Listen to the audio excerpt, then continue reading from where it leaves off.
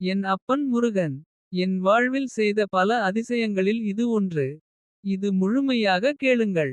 மதிய வெயில் மெதுவாக குறையத் தொடங்கிய நேரம். என் மனசு மட்டும் இன்னும் சுமையோடு இருந்தது.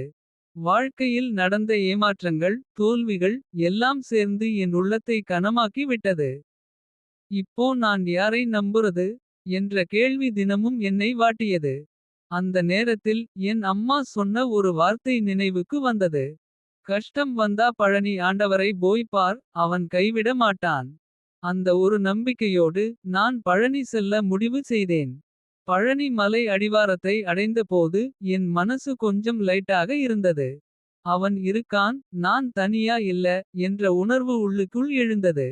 பாதையிலே அரோகரா அரோகரா என்று கூவி ஏறும் பக்தர்களின் சத்தம் என் காதில் விழுந்தது. அந்த ஓசை என் உள்ளத்தை தட்டி எழுப்பியது. நானும் மெதுவாக படிகளை ஏற ஆரம்பித்தேன்.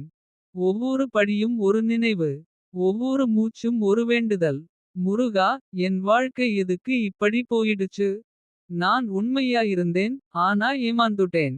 என்று மனசுக்குள்ள பேசிக்கொண்டே ஏறினேன். அரை வழி வந்தபோது சோர்வு வந்தது. உட்கார்ந்தேன். அப்போது ஒரு வயதான அப்பா என் பக்கத்தில் உட்கார்ந்து சிரித்தார். என்னப்பா சோர்வா என்றார். நான் சிரித்துக்கொண்டே ஆம் அப்பா வாழ்க்கையிலேயே சோர்வாக இருக்கேன் என்றேன். அவர் மெதுவாக சொன்னார். இந்த மலை ஏறுறது உடம்புக்காக இல்லப்பா மனசுக்காக. மேல போனா எல்லாம் சரியாகிடும். அந்த வார்த்தை எனக்கு ஒரு புதிய ஆற்றலை கொடுத்தது. மீண்டும் எழுந்து ஏற ஆரம்பித்தேன். இப்போ நான் மட்டும் இல்லை என் நம்பிக்கையும் என்னோடு வந்தது. கடைசி சில படிகள். இதயம் வேகமாக துடிக்கிறது. கண்களில் கண்ணீர். முருகா நான் வந்துட்டேன். சன்னதிக்குள் நுழைந்த தருணம். அந்த பழனி ஆண்டவரின் திருமேனி கண்களுக்கு தெரிந்தவுடன். என் உள்ளம் உடைந்து கண்ணீர் பெருகியது. ஏன் இவ்வளவு தாமதம் பண்ணினே என்று அவர் என்னை கேட்கிறார் போல இருந்தது.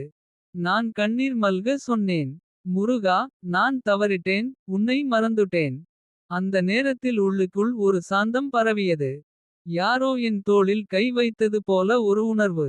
நான் உன்னோடு இருக்கேன் பயப்படாதே என்ற ஒரு குரல் என் உள்ளத்தில் ஒலித்தது.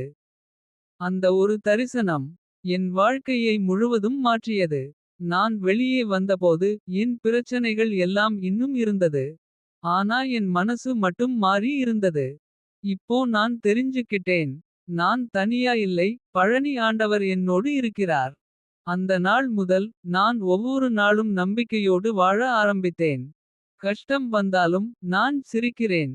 ஏனென்றால் நான் பார்த்தேன். பழனி ஆண்டவர் என்னை கைவிட மாட்டார். இதுபோன்று பழனி ஆண்டவர் உங்களுக்கு செய்த அதிசயங்களை உங்கள் பெயரிட்டு கமெண்டில் பதிவு செய்யுங்கள். அதை ஒரு பதிவாக பதிவிடுவோம்.